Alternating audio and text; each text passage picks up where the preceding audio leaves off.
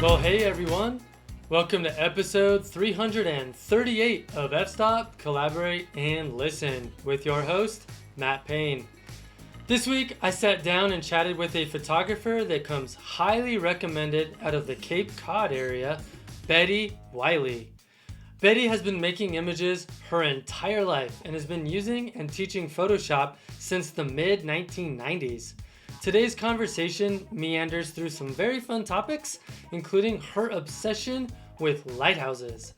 Before we get started, I have to take a moment to thank the most recent supporters of the podcast on Patreon. These generous and kind souls have stepped up to financially support me and my podcast, which means that I can continue to bring you great content every single week. In fact, we have never skipped a week all the way back to 2017. No other nature photography podcast can say the same thing. Without further ado, please join me in thanking Henry Hopkins, Madeline Gallagher, Gano Heine, and Brian Lackey. You are all amazing. Thank you.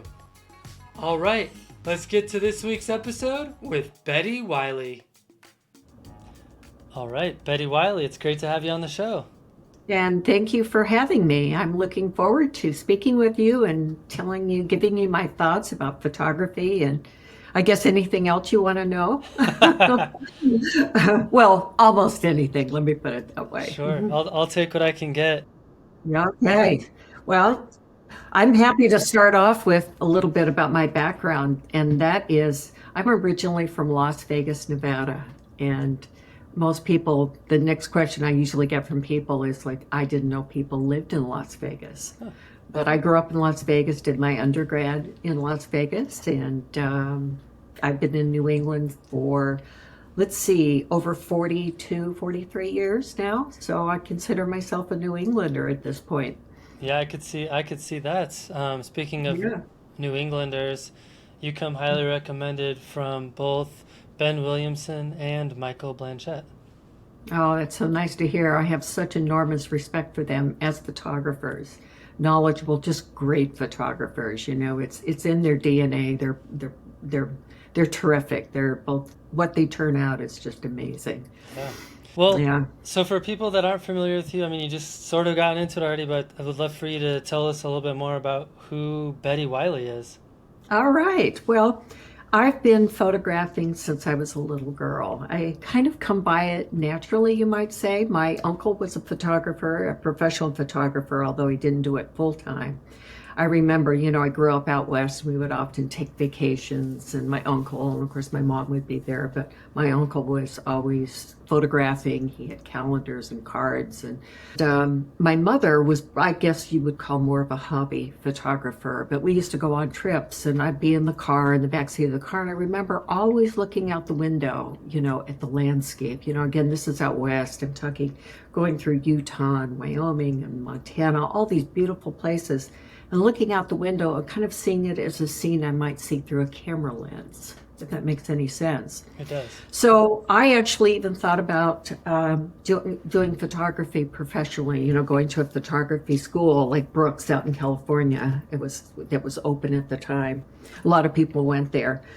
Either that or commercial artist, because I've always painted and always had this artistic interest. And my mother, in her wisdom, wanted me to have, quote unquote, a real job and wanted me to, go out and prosper and have a real career, she put it. So I majored in science in school. I have a biology undergrad degree and a biology master's degree.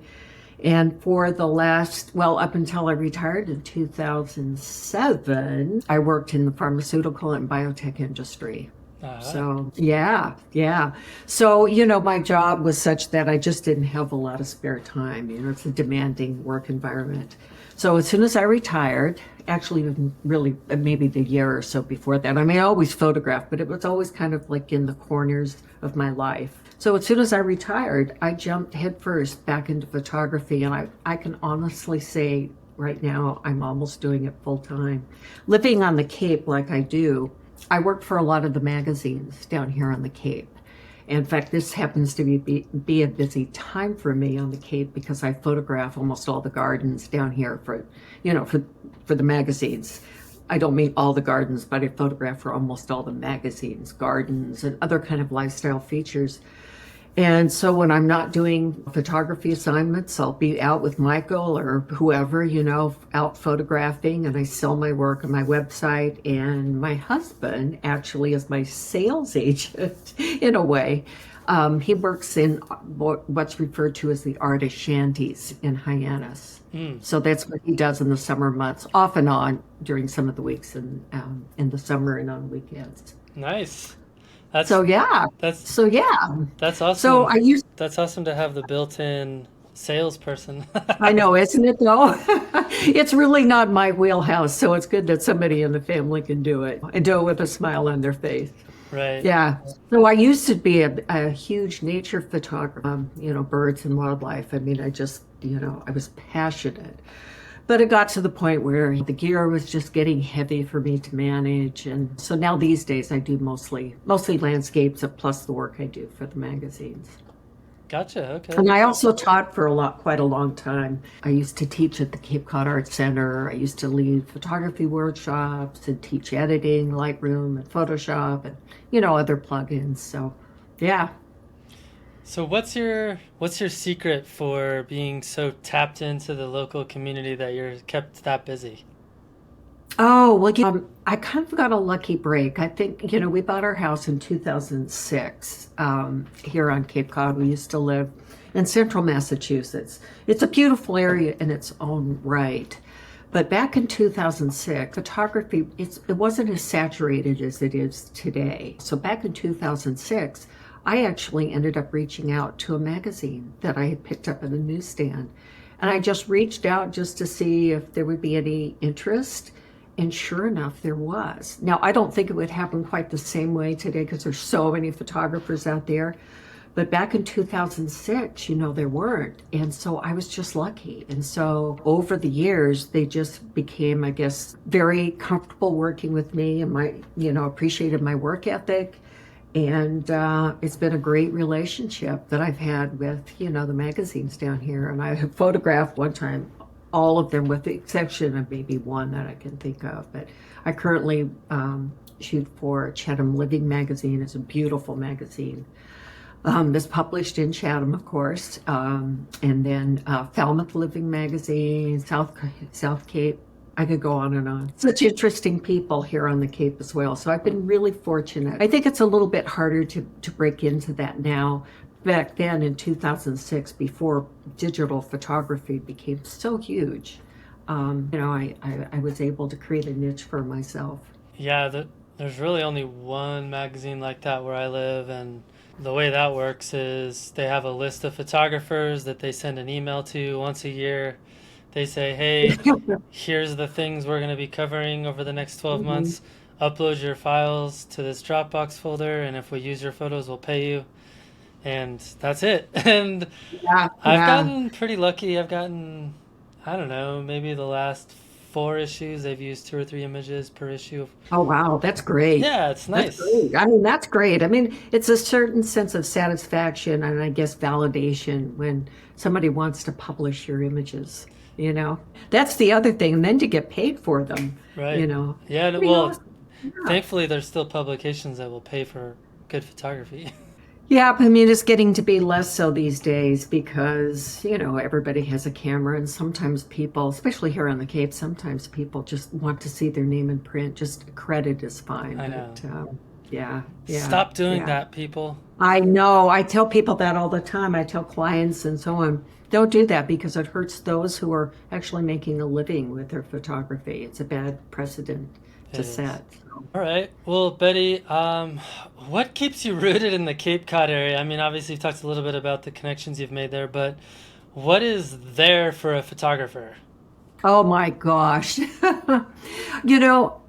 When we first moved here in 2006, I would drive around, familiarizing myself, with the area. And I had to actually pinch myself that I live in a place where there are all these workshops that come to the Cape, and for good reason. So many workshops now. but for good reason. There's so much here to photograph, and there's something, they always say there's something about the Cape Cod light, and I sort of get it.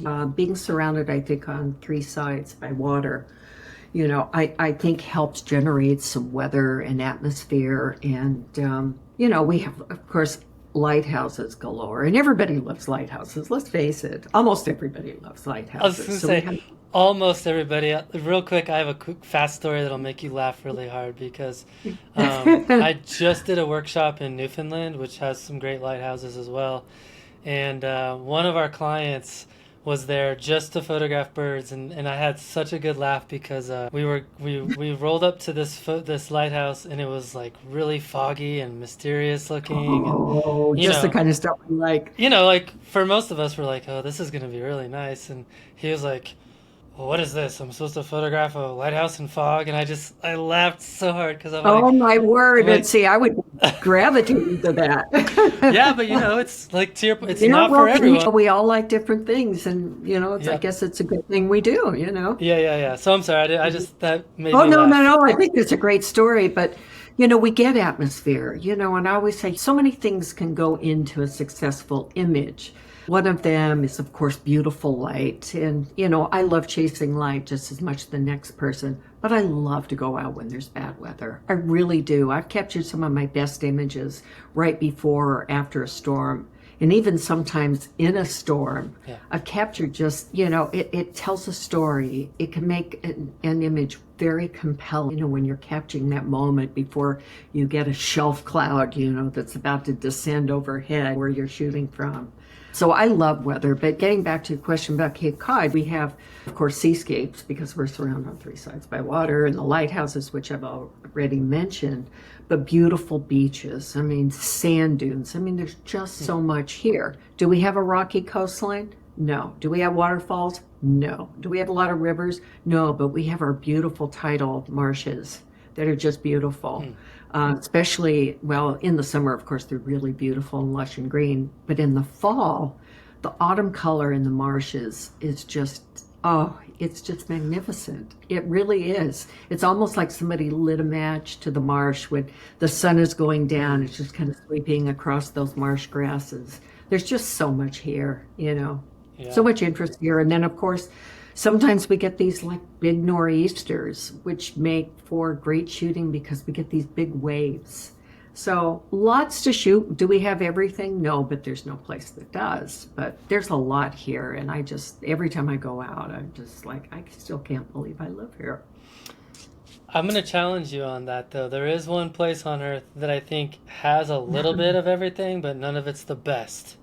And that would be Oregon. Oh, I know. I was a child last time I was really spending any time in Oregon.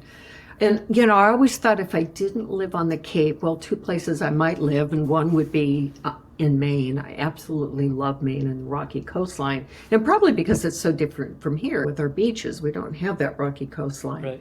And they have the lighthouses and everything else. But the other place, and I haven't really spent any time photographing it, is the Pacific Northwest, like Oregon and Washington. Yeah. Well, yeah, when I think of Cape Cod, I don't necessarily think of a magical photography destination, but I think you've got me convinced that it's worth visiting. It really is. There's so many workshops. When we first moved to the Cape, I would go out and there wouldn't be a soul here. I'd be the only one. And now in the summer months, it's hard to go to a location where there's not a couple workshops going on, Yeah. That must be kind of painful a little bit.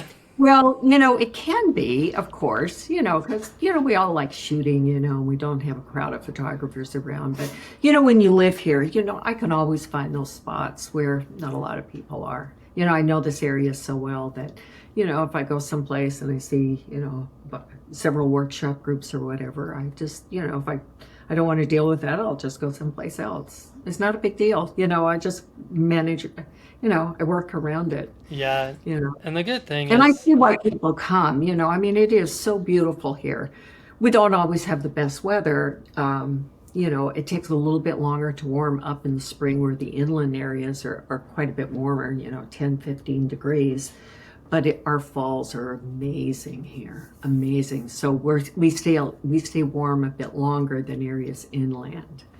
So I was gonna say the good thing is that typically most workshops aren't gonna focus on some of the more kind of intimate scenes that require a little bit more of a refined familiarity with location. Like I was looking at some of your work on your website where you've got, these really pastoral, simple kind of scenes of the countryside, and they're not necessarily iconic locations. I mean, I'm sure you can find a dozen of so are those within a 100-mile radius, or even closer. I'm guessing. I mean, absolutely. That's one of the advantage of living somewhere, though. Like I'll have people come to the Cape. Where's the best place to go? And I'll tell them, where I would probably go given whatever the weather is doing at the time. But that's one of the benefits of living in an area like this. And I think this is true just in a general sense. When you live in an area, not only do you go once or twice to the same location, I can go as many times as I want to really nail, that perfect shot that I have in my mind's eye with gorgeous light and a gorgeous sky. I can keep going back to get that.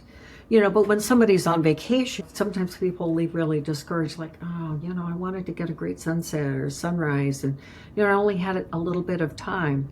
You have to be exceedingly lucky to go someplace for 3 or 4 days and expect to come back with a hard drive, full of great images. It just doesn't happen that way. The advantage is when you live a place and you can be patient and wait for those perfect conditions. Yeah, I mean, and that's true with Ben on up in Maine, Ben Williamson. He lives in Mid-Coast Maine. So he has the ideal situation where he can go out on the coast of Maine multiple times to get that gorgeous sunrise at that perfect spot. So I think sometimes people have unrealistic expectations when they go on a vacation or they come to the Cape for a couple of days. They look at images and say, oh, I want to get that. But it's really hard. You have to really work at it. Good images just don't happen, Yeah, I completely agree, and I think that there is a antidote to that particular dilemma, which is to say that I think if you spend the time to practice a lot as a photographer and don't focus on location-based photography and focus more on entering the landscape as a receiver of what nature has to offer you, and then being open to finding whatever it is that interests you, and then really putting on that creative cap and trying to make sense of it through the lens and not. I so agree with that. Yeah. I so agree with that, Matt. You have to kind of play your own game. You've got to do kind of what you like to do. Don't let anybody tell you should do it this way or that way. Like, oh, you've got to shoot sunrises and sunsets. Not necessarily. You have to go out and get what you like, what drives you. Yep. I agree with that. And focus, instead of on the end result, focus on the process and, improving your skills over time. I think, as photographers, we're always improving on what we already know. Yeah, absolutely. Well, so I noticed a lot of your photography includes man-made objects as well as people in the natural environment, and I would like if you could tell us a little bit about the importance of each to your photographic process. So, I used to shun having people in my images. Yeah. I really did. I was like, oh, there's a person there. I'm going to go someplace Yeah, else. get rid of them. Get rid of Yeah, get rid of them. Well, as far as, man-made structures, I'll talk about that first, and then I'll talk about the issue of people. We have a lot of structures here on the Cape, with the lighthouses. Perfect example of that. We have beautiful boardwalks. There's so many beautiful places to shoot that do have a structure. And it's hard not to include them. And you can do so much with these man-made structures to kind of help tell that story. People, on the other hand, like I said, used to shun, having people in any of my shots. And I think I started getting away from that by photographing for the many of the magazines down here. The type of shots that they like are those shots that have people. Right. They want to promote, they want to sell advertising, they want to promote tourism. So when, they give me assignment, oftentimes we'd like to have people. We want people. Not necessarily like a crowd full of people, but they like to have people out, enjoying what the Cape has to offer. So I kind of got over my not wanting people, in my shots. There are times I do, of course, and there are times I don't. And also with the magazine, one of the other things that they like, interestingly, is they often like those blue skies with white puffy clouds. Right. I used to never want to shoot in those conditions, but there are times I do. There's certain times that, yeah, it does work. Maybe not those bright bluebird skies, when the sun is directly overhead and it's really bright and contrasty, but you can still have a pleasing scene, with in the middle of the day, so to speak. Yeah, this actually leads me to another line of questioning for you. As you were talking, I was thinking about an experience that I just had in Newfoundland where I took a photograph of a building that was in a reflection in a kind of a harbor. And I liked it a lot, but it's not a subject that I would normally find myself gravitating towards. However, I was like, oh, this has potential for like a magazine cover, something like that, because there was no clouds. It was a very clean scene with lots of negative space and things like that. And so I'm curious for you, when you're not on specific assignment, are you kind of tapped into, okay, ooh, maybe this will go do well for this magazine, or maybe this type of Oh, image? I absolutely am. Hmm. I absolutely am. If it's, I might look outside and it might be some filtered light. It's in the summer. I might go over to a certain location and say, I think the magazine might like this. Or there might be an event here on the Cape that I think the magazine might be able to use. So sometimes I do go out with that in mind. Would it be something I'd put on my website? No, I probably wouldn't. My website is mostly about, landscapes and seascapes and all of that. But, absolutely, I'm always thinking about the possibility of getting a cover. We all like to have one of an image of ours, on the covers of magazine.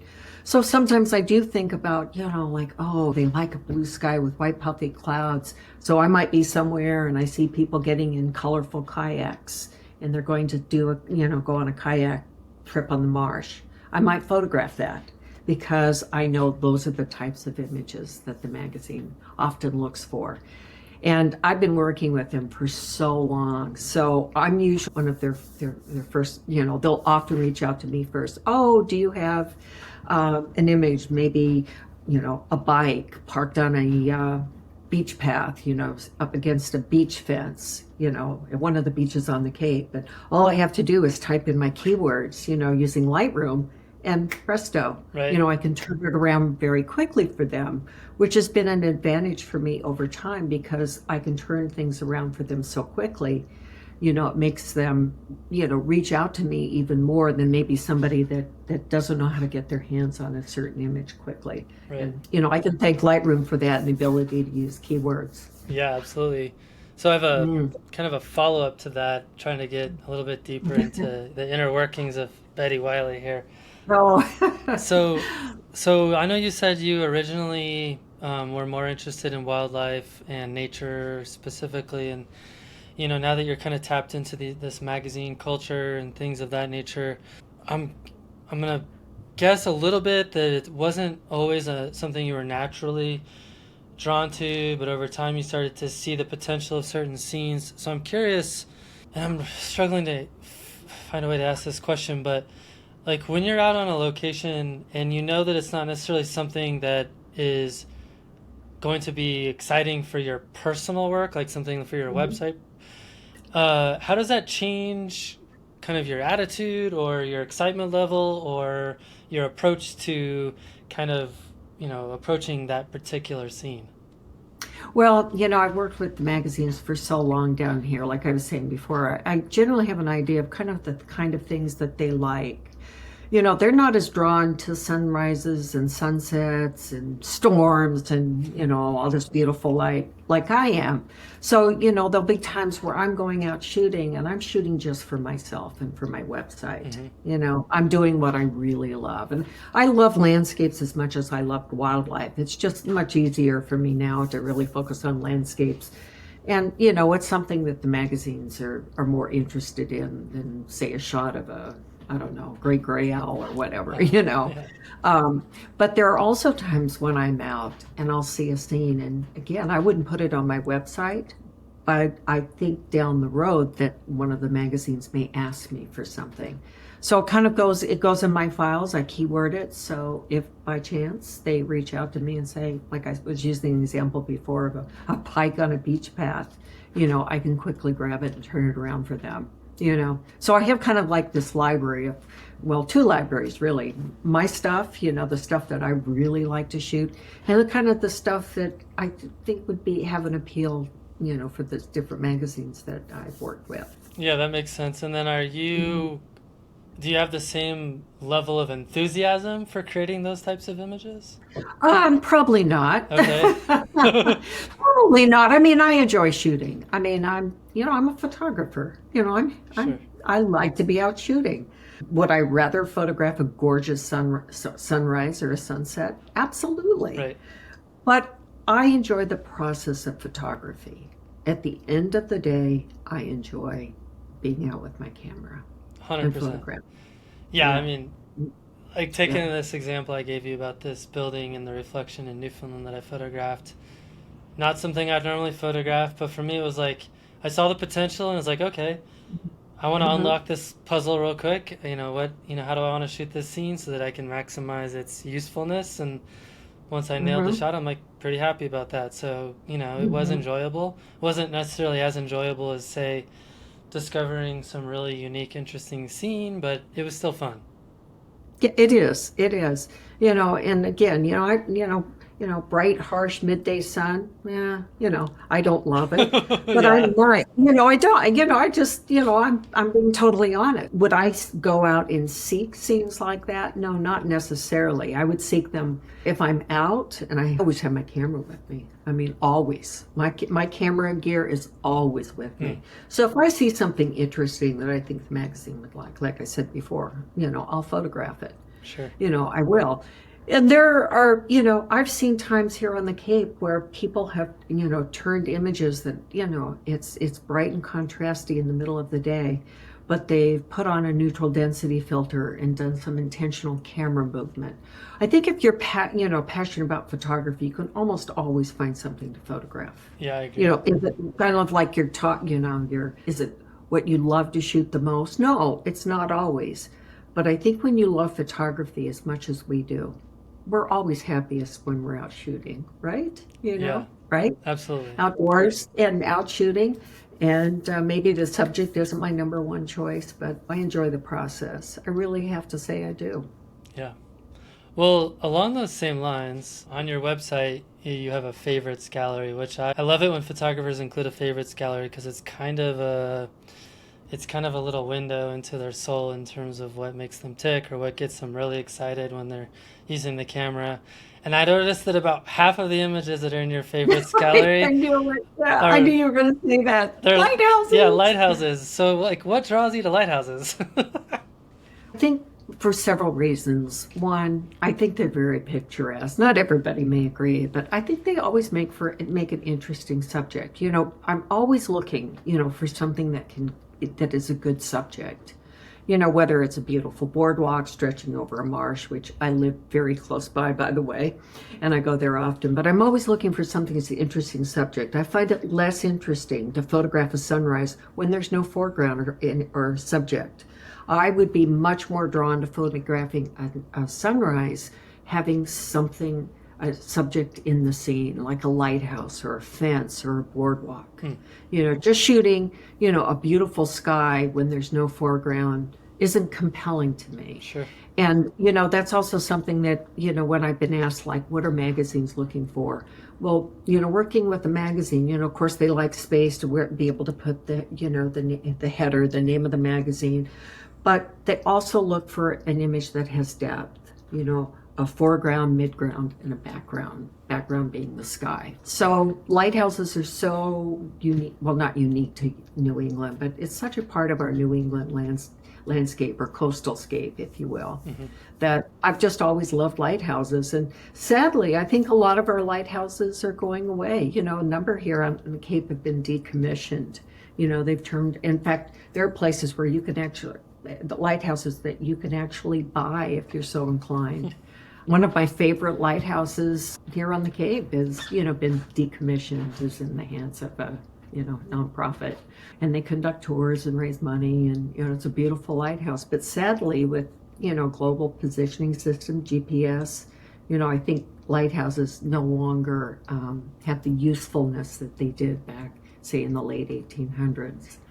But so I think there's fascinating history with them as well. Yeah, I was going to say they definitely help to tell kind of a story of place and history of place. And that was one of the things I really enjoyed about being in Newfoundland was there's some lighthouses there that are like the oldest lighthouses in North America, apparently, according to the people that gave the tour guides. But, wow, it was really wow, interesting. that's And they pretty old. it was cool. They had this one lighthouse I visited.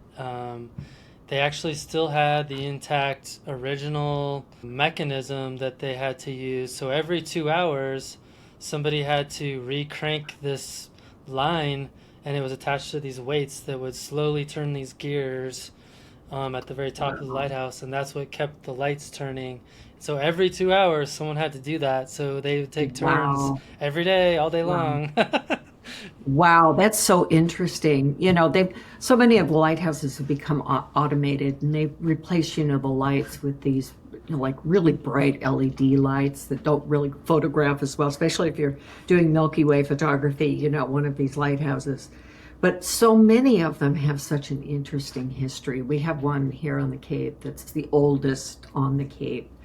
And I'm trying to remember the year that it was built. I think it's the oldest lighthouse on the Cape. I don't know if it's the oldest lighthouse in, North America, but I think it was first erected in the late 1700s, like 1797. And Wow. then, yeah. In fact, they just restored it a couple of years ago, so now it looks beautiful again. Yeah, and then the other cool thing about lighthouses, photographically speaking, is the different lenses that they have and the light, and how those different lenses can create different light effects. I don't remember the name of the lighthouse there in New England, but it has a certain type of lens that lends itself really well to creating those those lines that come out if you're shooting it at night that make for a really interesting effect with the Milky Way and whatnot. Yeah, there's a lighthouse that, that kind of like that pinwheel effect. Right. I think that's what you're Yes, referring yes, to. yes, yes. And there's a lighthouse that lends itself so well to that, and that's Nauset Lighthouse. It actually has an alternating red and white beam. And and it's an ideal lighthouse to capture that effect. Sometimes the LED lights get so bright it doesn't really work, but those old style Fresnel lenses, those lighthouses are really fun to photograph, and you get that really unique, if depending upon your shutter speed, of course, that really unique pinwheel effect. Yeah, Done that a number of times. Yeah. One of my favorite photographs that I took when I went to Iceland was of a lighthouse, and it was that pinwheel effect, but then I had the aurora over it, and it was Oh my word! it was really cool. Yeah. That would be great. Oh my gosh, that would be so great. Yeah.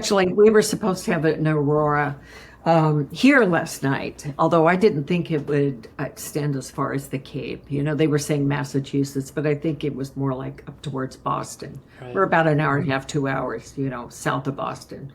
But certainly like Vermont, New Hampshire, Maine, those northern areas, they were saying that it was good likelihood of seeing an aurora. I'd love to capture something like that. Yeah, I mean, combining a lighthouse with the aurora is a lot more interesting that would be killer. Just the aurora, Yeah, just the aurora itself. I saw an aurora for the first time this past winter.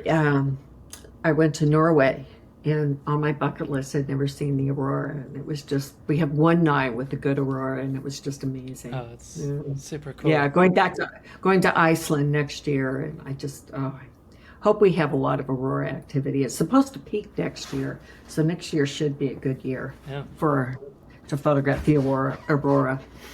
All right, well, let's shift gears because it sounds like you could probably talk about lighthouses for 6 hours. So. Probably. Certainly I quit photography as far as that goes, but yeah. Yeah. So let's talk a little bit about editing, or what, some people like to say processing. What are some ways, in your opinion, that editing can make or break a photograph? I really feel it's such an important part of the process. I think skillful editing, and that's something I always tell people when they ask me, learn to use the software, because I think taking the photograph itself, digital or film, is really only half the process. I think editing is at least as important is having a good composition and having the right exposure. I just think editing can do so much. And I think, pardon the term, but I think, it can kind of sometimes separate the men from the boys or the girls from the ladies or whatever. Because I think good editing can really make or break a photo. I've seen so many instances where I'm on Instagram and I see so many instances where somebody has taken an image, it's a nice composition, and they've just ruined it, by oversaturating the colors, over sharpening. And I think, I see more and more of that, and sadly I think on social media, I think those kind of images sometimes get a lot more likes or thumbs up or whatever, but it's in a sense it's really a shame, because I think that it's just kind of like it's a runaway freight train. People jump on that bandwagon because they see other people who have this insanely oversaturated image and they get a lot of likes, and so I think people strive to kind of replicate those images, and they're cranking up the color and over sharpening and over processing their images as well. Mm-hmm. And I think it's something that we need to get away from. I'm guilty of it as well. There have been times, in fact, I have a rule that, before I post an image, I'll edit an image and I'll spend a lot of time editing, trying this and trying that. Kind of like the artistic side of me kind of starts to come out a little bit. But then, I make it a rule not to post that same day. And there have been times where I've gone back that next morning or a couple of days after that, and I'm thinking, oh my God, what was I thinking? Right. But back to, referencing the magazines, I've had so many discussions, with the graphic designer and, the publishers, and, they won't even entertain images like that. They're, so often, they'll reference, an image like, oh, we really liked it, except the edit was terrible. It's way oversaturated. So for those people that are wanting to get magazine work and whatever, one, know the audience, know the magazine. There's some outdoor magazines that, they might, like those more colorful images with good sunrises and sunsets, whatever. But some magazines, as a general, they're going to look at the editing as much as they're going to look at the photograph. Well, who needs a magazine cover when you have 1,000 likes on Instagram?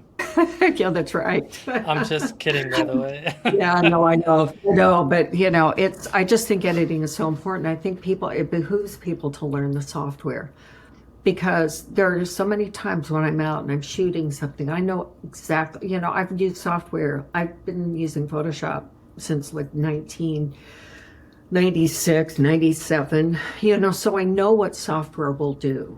And I'll look at an image and I can kind of get my head around it and think, I know exactly how I'm going to edit that image.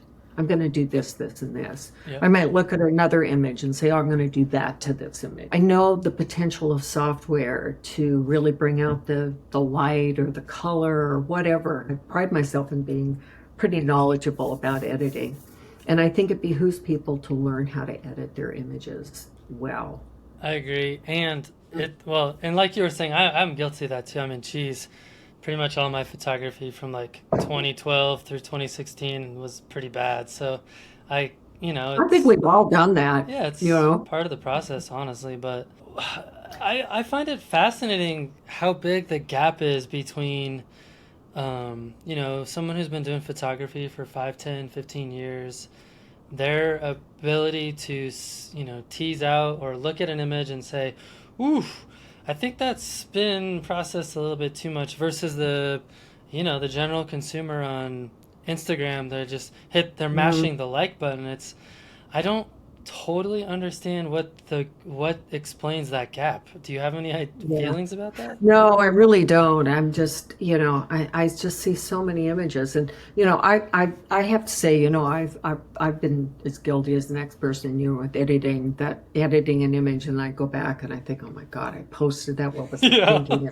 Well, I think we all do that, Yeah, yeah. but I think that we know we do it, and so that allows us to kind of make ourselves step back and leave it alone for a day or two and then come back to it with a more critical eye, because as you're editing your image, you're falling in love with it. You're like, oh my God, the light was beautiful, and Right. gosh, it was an insane sky. That sky just lit up, and yada yada. And so as you're editing, you become more and more in love with that image. So the more time you spend on it, you're cranking up the saturation or whatever, and then you go back to it and you think, oh my God.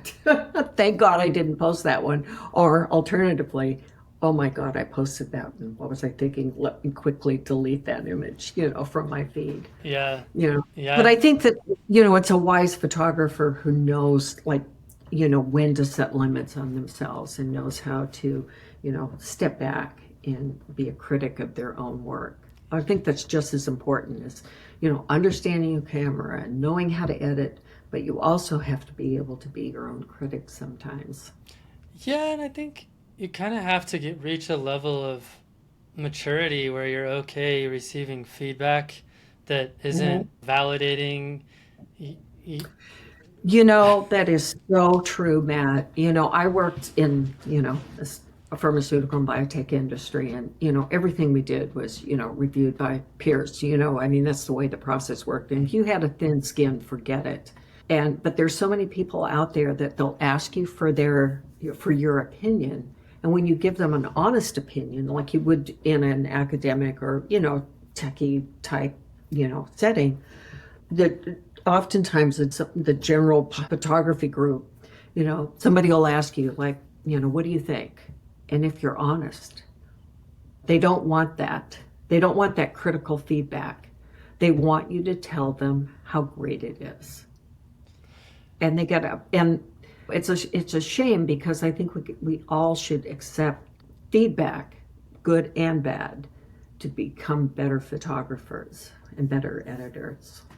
Yeah, it's especially challenging on social media. It's like I'll see someone who like I've met them in person and I generally like them as a person and I think like they're a good photographer, but then they'll post an image that it's just edited really badly, and you can just like they use the grad filter, and you can see the lines of the grad filter through the I know, or the halos, yeah, there's like over sharpening or whatever it is, and it's like part of you wants to be like, hey, have you You know, do you not see yep, this? Like, come on, man.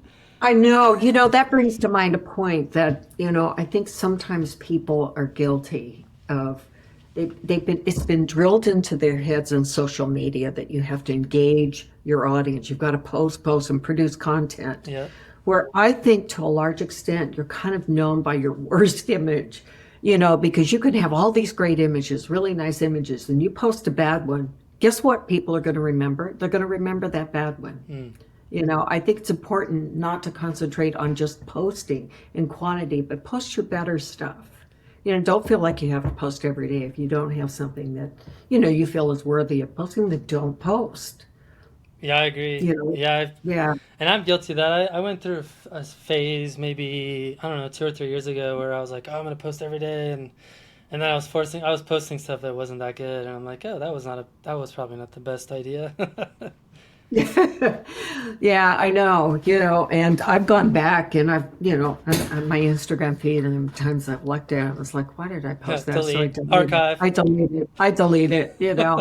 But I try and be much more selective these days, in terms of what I'm posting. I just don't feel a need to post. I might go a week, even longer, not posting. If I don't have anything to post, I'm not going to post just for the sake of posting. Yeah. Well, and then you have Mhm.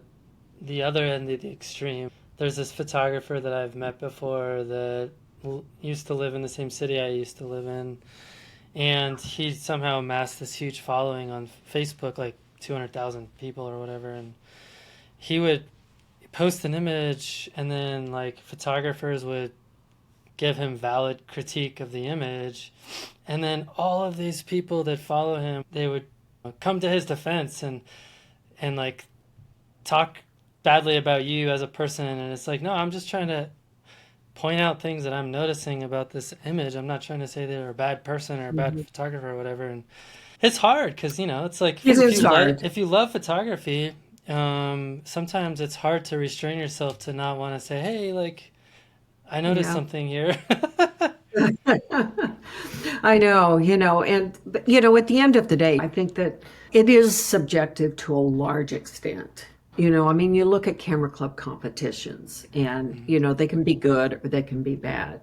If, the judging is good, then they can be really valuable for people. But likewise, the judging may not always be, spot on. It is subjective, and people need to remember that, because I see, on the flip side, I will see people enter images into a competition. They get really discouraged. It hasn't won, hasn't placed first or second or third. And they have to remember that it's subjective, and that's just kind of the way it is. What I might like in an image might be totally different than what somebody else likes in an image. So true. And, it kind of gets back to what we were saying before, Matt, is that you've got to kind of play your own game. And if you like it, at the end of the day, if you like it and you're happy with it, at the end of the day, that's really what counts. If it makes you happy, then by all means, go for it. But I think to improve, with your photography, I do think that people need to be more open to, feedback. Because I don't think a lot of people are, I really don't. Like I was saying before, where, somebody might ask for your opinion, like, what do you think of this image? And you might say, oh, I really like it, except, maybe the horizon isn't quite straight. And, Right. I mean, I guess, right then, they shut down. And either it's because maybe they've worked in an environment where that's not, subjective review, it's not objective review, isn't part of like, the daily routine. But I think to grow as a photographer, you need to be able to accept that feedback. You have to always do what you like, but you also need to welcome feedback. If you ask somebody for their opinion, you've got to be open to what they might say. You may not agree with them, and maybe whatever they had to say isn't valid, but I still think it's a worthwhile endeavor to seek feedback whenever possible. I do. And I think too, it's I think comes down to kind of what drives you or motivates you, or what kind of fuels your fire, so to speak. And I think for some people, I mean, this is going to sound harsh, but I think for some people, they would much rather have 200,000 people telling them that their photograph is amazing than having 50 very experienced photographers tell them that they really like their photography, and I think they're two very different audiences. And that's kind of what I was trying to say, you said it more succinctly than I did, but yes, I fully agree. Yeah. Everybody wants those likes, it's that dopamine release, people like to get the 1,000 or 2,000 likes or whatever. Yeah, well, for the most part, those days are gone for most people. Yeah. With the algorithms the way they are. Yeah. But, yeah. All right. Well, let's talk about planning. I would love for you to tell us a little bit about the importance of planning in your particular approach to photography. So here on the Cape, I have so many variables that kind of go into the planning process. So many places where I photograph here on the Cape are tidal dependent. Yeah, so I have not only the weather, to be thinking about. I also have to be mindful of the tides, and by that I mean some places are at their best when photographed at high tide. Yep. Some places are at their best and really shine at low tide. Yes. Some places actually look best maybe even at mid tide, not necessarily low tide, but not necessarily high tide, but kind of a mid tide. So one of the things I almost always consult, especially if I'm photographing near water, what are the tides doing? So I use, there's so many apps out there. One of my apps that I use, I've used it for years. There are probably better ones, but I use aptly named Tide Graph. So I It's always good, yeah. consult them, if I'm going out. Obviously I'm looking at the weather, being surrounded by water, on all sides.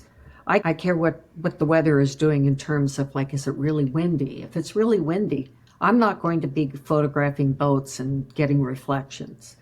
As a matter of fact, if I am photographing boats and I want to get reflections and I want that still calm water, I often go out when there's low tide and there's hardly any wind. And that can almost guarantee, a very calm, surface of the water. So I'm always looking. And I start planning like days and days ahead. I'm looking at Windy, which is one of my favorite apps for, telling me what the cloud cover is going to be and, how windy it's going to be and so on. The Tide Graph one that I already mentioned. If I'm out photographing the Milky Way, like I was last night, then I might be using an app that I really like for that. I've been using it probably for less than a year. I used to use PhotoPills, but now I use Planet. I think it's far easier to work with, plus you can work with it on your computer as opposed to like a phone, which is it's not quite as easy to see. So, for Milky Way and full moon planning and all of that, I use Planet. I use Windy to a large extent, giving me an indication of kind of like the cloud cover and wind. Tide Graph for my tides. And really almost every time I go out, I'm consulting all of those things when I go out. Like last night I photographed the Milky Way at a place in Chatham, and I consulted all of them. I was looking at the weather forecast because I was worried about fog. Where I was photographing last night, it's an area that's really prone to fog. So I was looking at a site that I use oftentimes that tells me the dew point in relation to the temperatures to understand or determine if there's going to be any fog, and there wasn't. So planning goes into almost every shoot I do. Anytime I go out, I'm almost always looking at all those apps I mentioned, with the exception maybe of Planet. Right.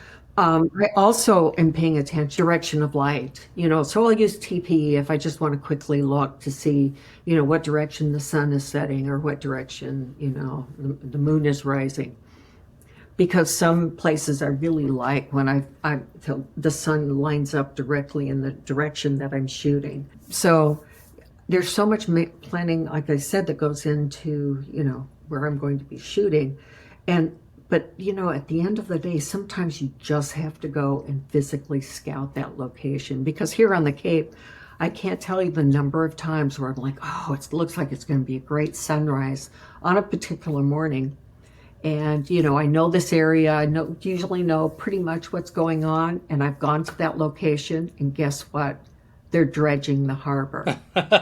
So there's all kinds of heavy equipment, and there's no way you could photograph it because, everything is torn up and Yeah. bulldozers. And if it's something I'm going to be getting up early the next morning for, you can bet I'm going to scout it ahead of time because I don't want to set my alarm for 3:30 or 4 o'clock to get to that location and sacrifice sleep if there's work going on. So Yeah.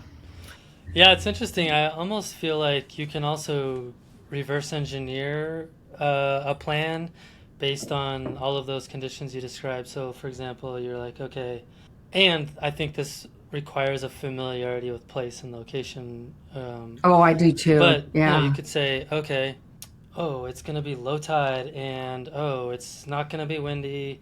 Oh, but there might be fog. So then you have all these ingredients. You're like, okay, so what are some locations that I'm familiar with that those conditions will work really well for? Right, I know exactly. Yeah. One of the conditions I really love to photograph. I love weather anyway, but I love fog. I just love how atmosphere and fog can create like such a compelling image, when the sun is just trying to burn through like in the fog, at sunrise. Some of my best shots I've taken, when I have fog and the sun is coming up and it's trying to burn through that fog. Yes. Some of my favorite images, in conditions like that. The other thing I think I failed to mention, but I was saying I love storms. If I know we're going to, especially in the summertime, we get these thunderstorms that'll move through, and they're pretty quick movers. I know a spot where I often go if I've got a storm approaching from the west. I know a perfect place to get that, incoming storm, that approaching storm, to get those really dramatic cloud formations, So because I live here, I kind of know the direction that the storms and the path of storms are going to take. And so I kind of know, like, I'm going to go to this spot as the storm is approaching. And then when things kind of quiet down, while it's still raining, perhaps, I'll jump in my car and I'll go to another spot where I could almost be guaranteed of getting a rainbow at this particular spot. And then I might double back around to get at another spot to capture sunset, because I know by then the skies are clearing. Yep.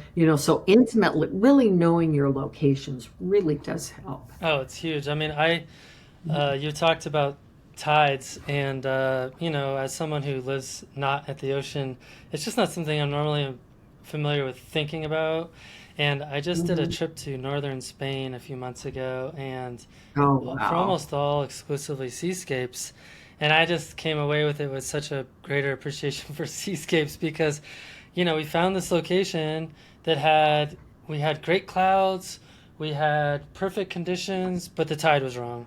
And then you'd look at the tide chart and you're like, oh, the tide's going to be perfect at noon. It's like, so like, I know. you almost have to plan your whole trip based on when the tide's going to be at certain points at certain locations. And like, that just requires a familiarity of place. Yeah.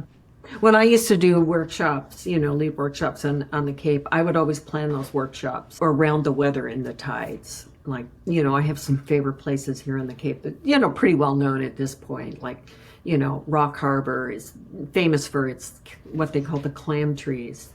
And it's perfect at low tide in the summer, especially if it's not windy and you have a great sunset. It's such a compelling scene, but you need low tide and you don't want a lot of wind. And you can walk out onto the flats. And again, if you have a great sky, it can't be beat. Right. Right. So, but that's a low tide location. And, so if I was going to, and it's only sunset, it doesn't really work all that well at sunrise. It's okay at sunrise, but the better shot is sunset. And, there's so much planning that goes into landscape photography. I think anybody who's a landscape photographer would agree on that. You For can't sure. underestimate.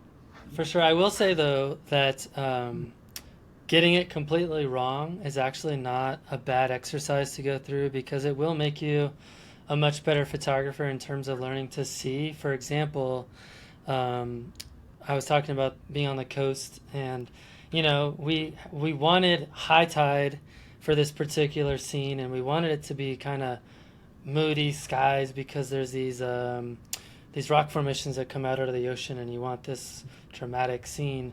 Of course, when we went, it was low tide, so all those rock formations were not submerged by water.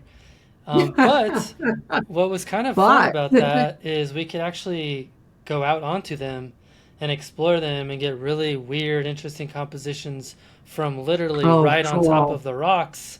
So, it's like you learn to improvise. I think you're right. I think that's a really good point, Matt. Having less than ideal conditions sometimes forces you to kind of, look at other angles that you may not have considered before, or doing something else that's kind of maybe outside your comfort zone. I think you're absolutely right on that. I go to the same location. I keep thinking over and over and over and over and over again. But sometimes I don't have that great sky. I don't have the killer sunset. Right.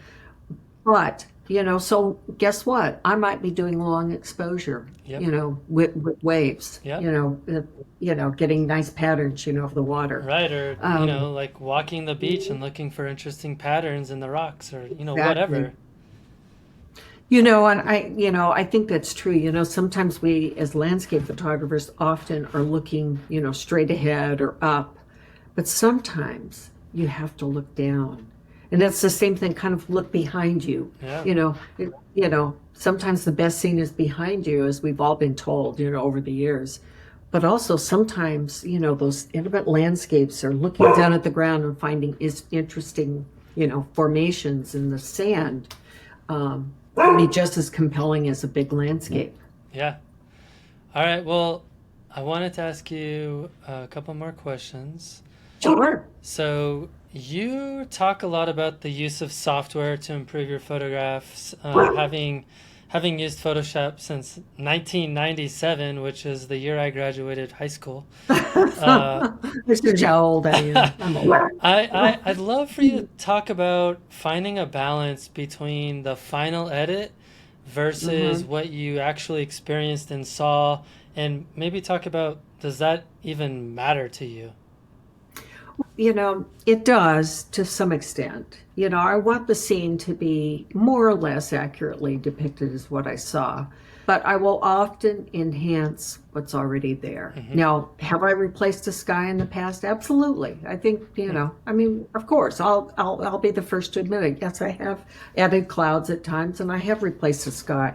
But honestly, what really kind of floats my boat, as the saying goes, I would much rather capture that like in camera. There's nothing like going out and getting a gorgeous sunset at a great location. I would much rather do that than replace an otherwise boring sky. I would much rather do that.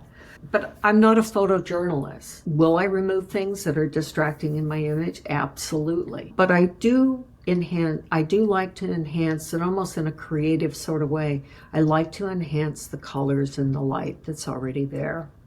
So, yeah, I probably go off in a more artistic and creative direction than maybe others do. But, it's kind of my style. It's kind of, I get people always tell me that when they see one of my images, they recognize it immediately.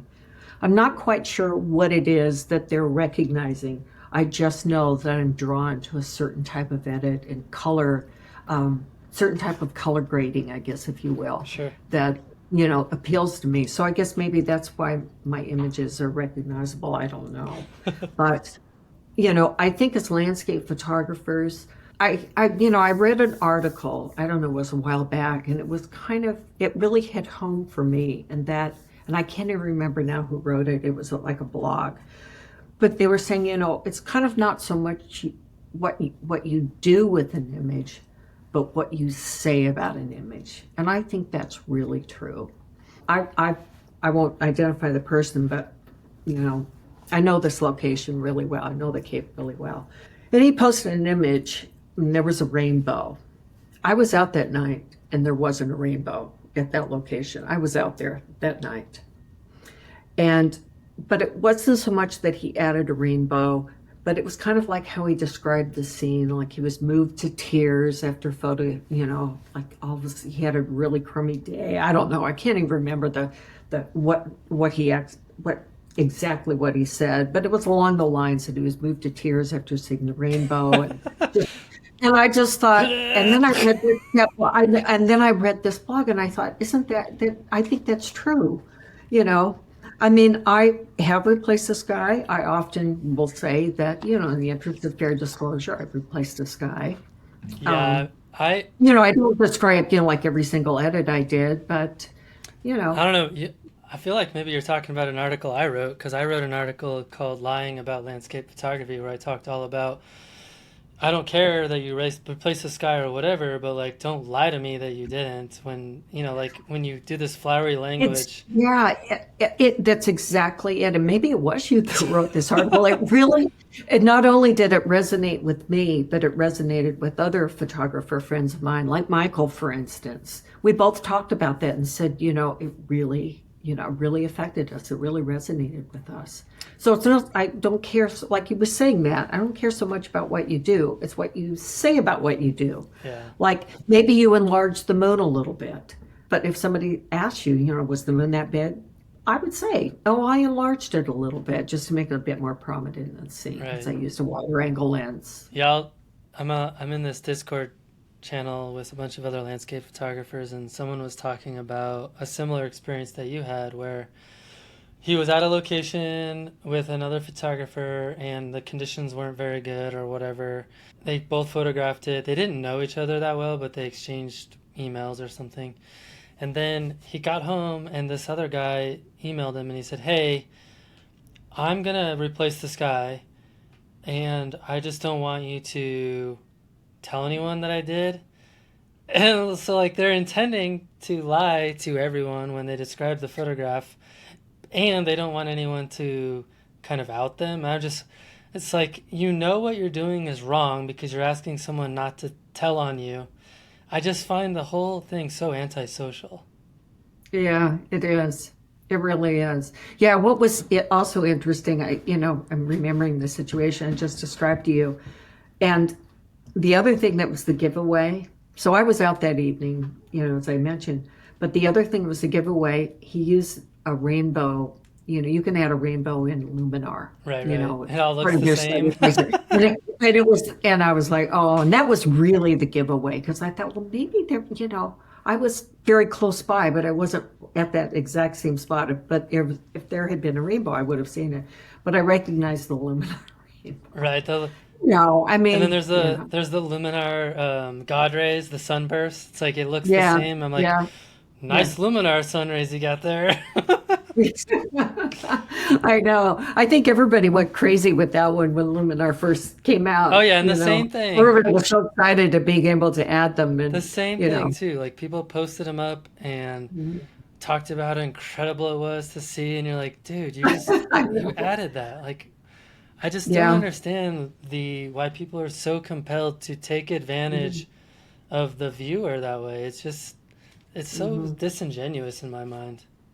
Yeah, I have to be careful, photographing here in the Cape, for the magazines, because in a way you might say, well, it kind of is photojournalism, and it is. I Hmm. wouldn't, for anything that I like, maybe shooting like in the midday, kind of, the scene would be pretty much like I saw it. I might remove some distracting elements, but I wouldn't, I wouldn't take too much liberty in terms of editing an image for the magazine because it is kind of photojournalism. I mean, it Well, and is. there's a Opposed certain to doing a fine art piece that I might put on my website and, I don't know. I don't know. For me, it just boils down to integrity. Like, if you Hmm. say it is the way it was, it better be. Hmm. Well, that's exactly it. I mean, and if somebody asks you, I mean, I think you have a responsibility to yourself and to, people who are looking at your work to be honest about that.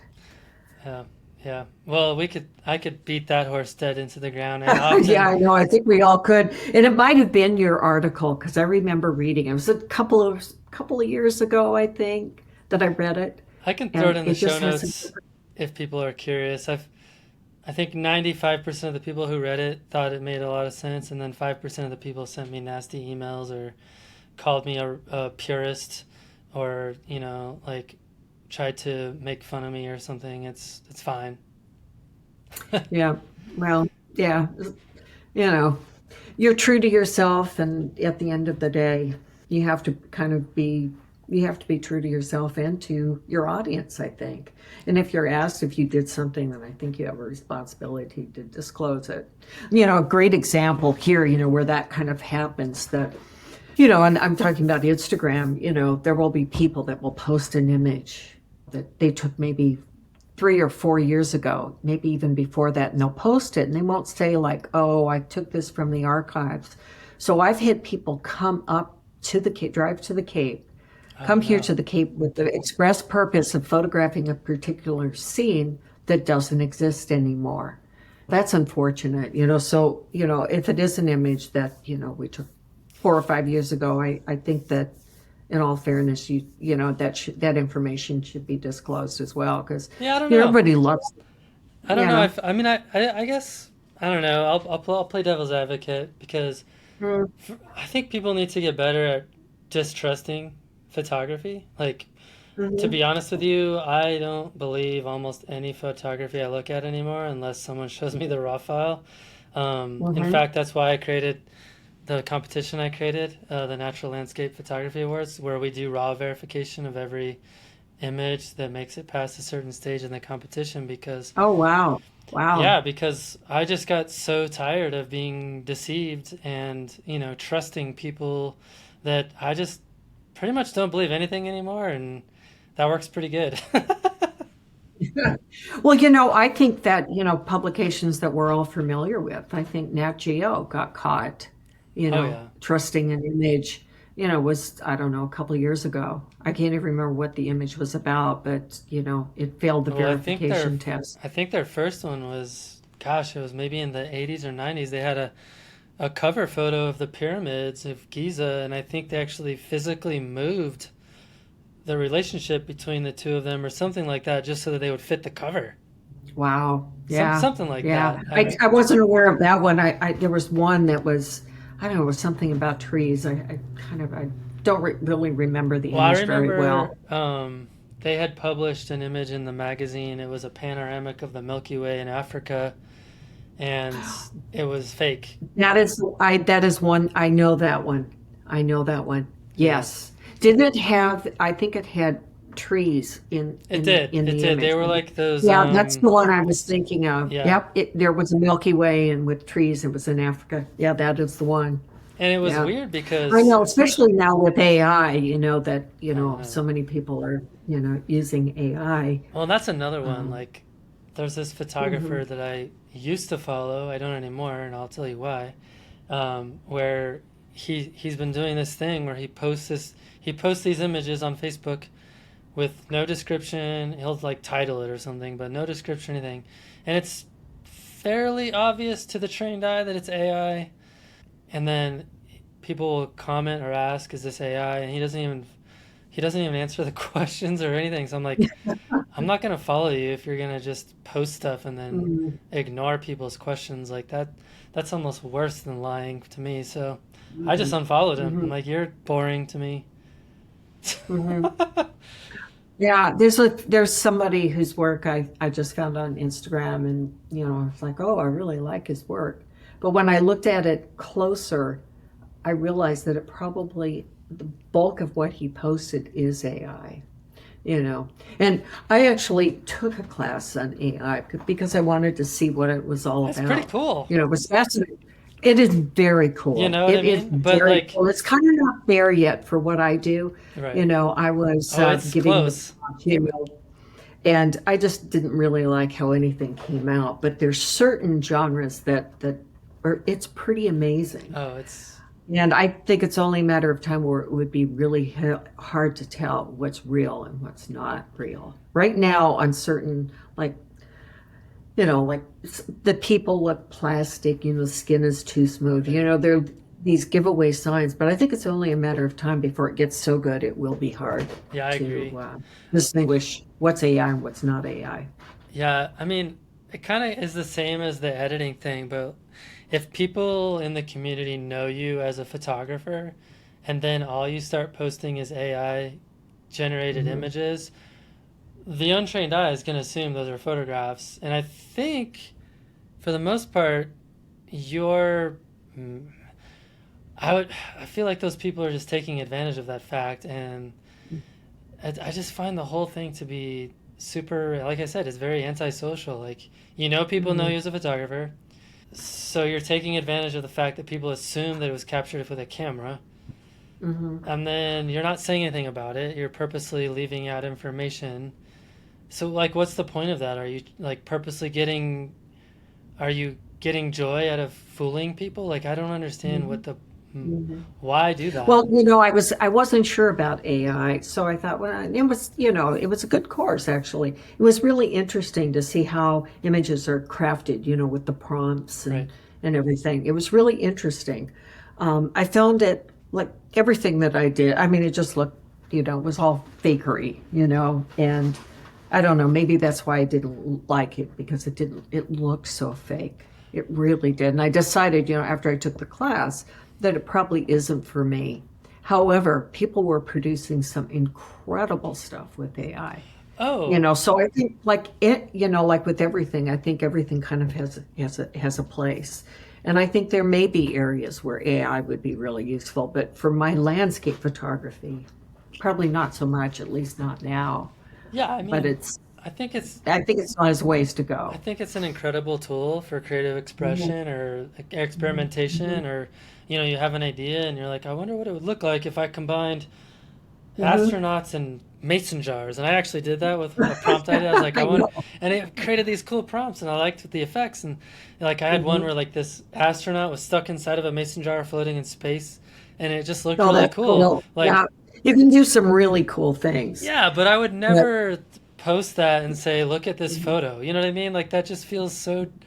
mhm. I don't Yeah. get why people do that. That's the piece that Yeah. just puzzles Yeah. me so Well, much. I decided that it wasn't for me, but I was glad I took the class because now, what I wasn't sure of before, like, is this a photograph or not? I now know it's AI. Right. I became more educated and, as I'm looking and scrolling through images, I can now spot the AI where I wasn't sure before. There's But, some there's some pretty gifted photographers who have always been very good with Photoshop, who have definitely found ways to incorporate it into their workflow where you cannot mhm, tell. right, right. Yeah. In this class, we had homework, and I never produced anything that I thought was terribly worthwhile. And at the end of the day, I decided I could still like the thrill of the chase, of chasing the light, chasing the good sunset, chasing, Yeah. whatever it might be. I still love that aspect of photography. The creative side of going out with your camera, dialing in your settings that you want to use, create an artistic effect. I think it's because I enjoy the process so much. I I think that's probably the biggest reason why I decided AI wasn't for me, because I enjoy the process of making images and being out and I'm the same. yeah, yeah, yeah. All right, Betty, last question. Sure. Who do you recommend for the podcast? Who Oh, are a couple of people that we should learn more about? okay. Well, I think one would be, it's a woman who I've never met, but I follow her on Instagram, and she primarily uses a drone for her photography, both in producing videos and photos as well. But her work is just mind blowing. It's so good, and her name is she goes by Hampton's Drone Images, Joanna Steidel. She's on Instagram, and if you haven't seen her work, it is just amazing. And having a drone myself, I'm so, I shouldn't say, well, envious. I guess I could say envious. Her work is just amazing. I would love to be like half as good as she is with those drone and her editing. It's so skillful. It's so well done. And then another person I wouldn't hesitate to recommend, it's actually a good friend, and his name is Rob Davies. He's a British guy. He's over in England right now. Great photographer and all around nice guy. And I think both would be really interesting. Awesome. Yeah. Well, Betty, this has been really fun, and I feel like we could talk for like 6 more hours, but then people would either, Probably. yeah, people would tune out. So, Yep, yep. Well, thank you again for having me. This was great. I really enjoyed it. yeah, thank you. You know? Yeah, well, thank you. So, well, enjoy the rest of this summer. We've just been plagued with hazy skies when we're not having rain. So, still looking for those killer sunsets that the Cape's known for and those killer sunrises. Haven't had many of those this summer. So, Well, still hoping and waiting. hopefully you get some. Yeah, hopefully.